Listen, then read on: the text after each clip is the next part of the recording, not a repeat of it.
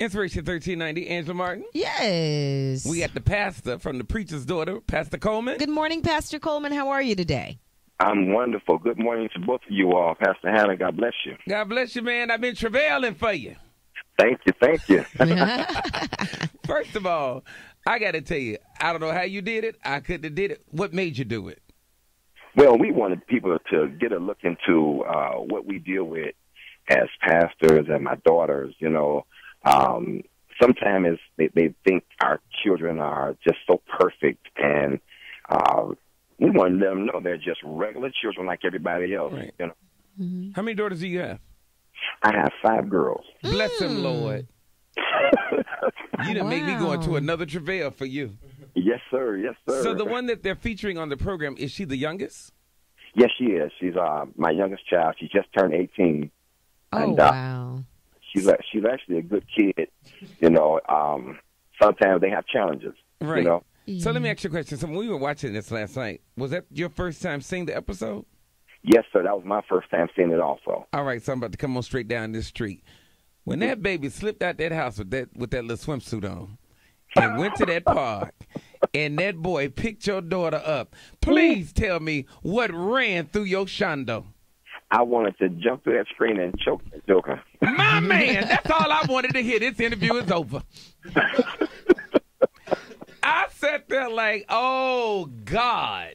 Yes, sir. Ooh. So you didn't know she had snuck out of the house either? No. You know, I had been in and out of the hospital, you know, and so she called my wife. My wife told her to ask I me. heard it. And she didn't. I didn't even know she was gone. I was back there knocked out. And you didn't know she had on that little swimsuit either, did you? No, sir. I had just, when she bought that swimsuit, I didn't see it. My other daughter had bought one similar to that. I made her take it back to the store. So Taylor didn't tell me she had one also. And my other daughter didn't tell me she had, that Taylor had bought one. So let me ask you this, because during the show, your wife talked about you being too strict. Yes. Do you feel as if you kept such a tight rope that it make them rebel? Well, you know, I don't know. I know I am very strict. Most of the time, I don't let her go, but right down the block, I sit in my garage and I watch her. You know, we have a little neighborhood where we're living in. It's a new subdivision, and we have like a circle around there in this neighborhood. I sit in my garage literally during the summertime, and she can only ride her bike around that little circle area. It's about a half a mile long. Pastor Coleman. Yes, sir. This baby's 17 She's and 16. 18. What is wrong with Do you mean like before, or you still doing that now, Pastor? Well, I've given her a little more freedom now. But She go the other block over now. She go one block over. Then he drive around there to see what she's doing. And I have done that, believe me. She'll tell you. So now let me ask you a question. Are you only watching this one, or did you watch all your girls like this? I didn't watch all mine like that. I just started watching her, probably because she's my baby, and I've seen I made some mistakes with the other girls, you know, and you try to correct them.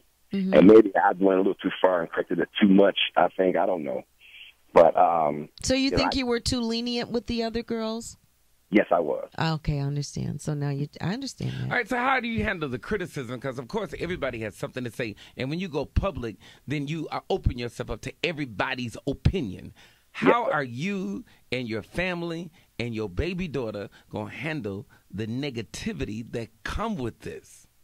Well, you know, we don't even think about the negativity that comes with it, because a lot of people want to hide what they go through, hide their issues in their families, and they have just as much issues as we do. So we wanted to open up that everyone can have conversation, that people can talk to their daughters. The daughters don't have to hide, and they can talk to their parents, and we can help them. You know, this was it was all about, trying to open a conversation with the parents and their daughters, and even their sons. Well, you know, we let our sons get away with everything most of the time, I think. Right.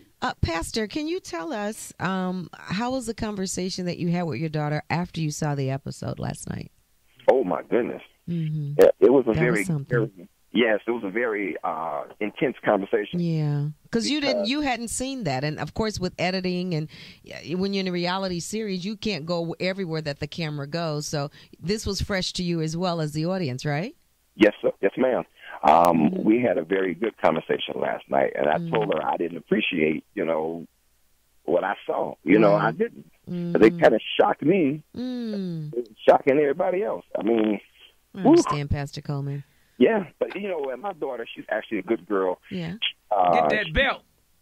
She's too big to beat now. She's 18. Get that rope.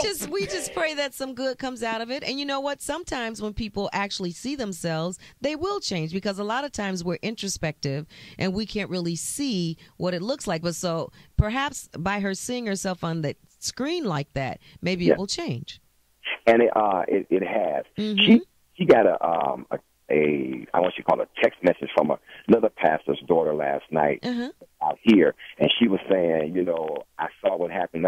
She said, I went through a lot of that coming up also, and she said, I didn't have anybody to talk to. I didn't have anybody to relate to, and she told my daughter, she said, listen, you can talk to me, and I can help you go through some of these pressures in life. And I was glad to hear that. Absolutely.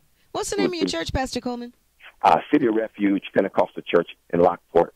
Of the apostolic faith. Yes, sir. Yes, sir. You need to go run that water again. I'm going to take her and all her friends down in Jesus' name. Look, man, Thank you, I'm Pastor praying Coleman. for you. Keep hope alive. You're a better man than me. You hear me? The Preacher's Daughters, and it airs. It airs on Tuesday nights at 9 o'clock. 9 o'clock. On Lifetime. On Lifetime. Bruh, I'm praying with you. You hear me? You call me if you need me. You hear? I certainly will. I got some thugs in the city. I'll bring down there and bust that boy in the head to the White Beast show. And it'll never be traced back to you, Reverend. Bring them on. Bring them on. Keep your hands clean, right? Yeah, keep your hands clean so you can continue to baptize them. Don't want no blood on your hand, Reverend. That's right. Thank you, Pastor Coleman. All right, man. We praying with you, okay? Preacher's Daughters. You tell 9 that o'clock. daughter I'm calling her next. I'm calling her next week. Tuesday nights. Okay? Yes, sir. Yes, sir. All right, then. On Lifetime. God bless you. 1390.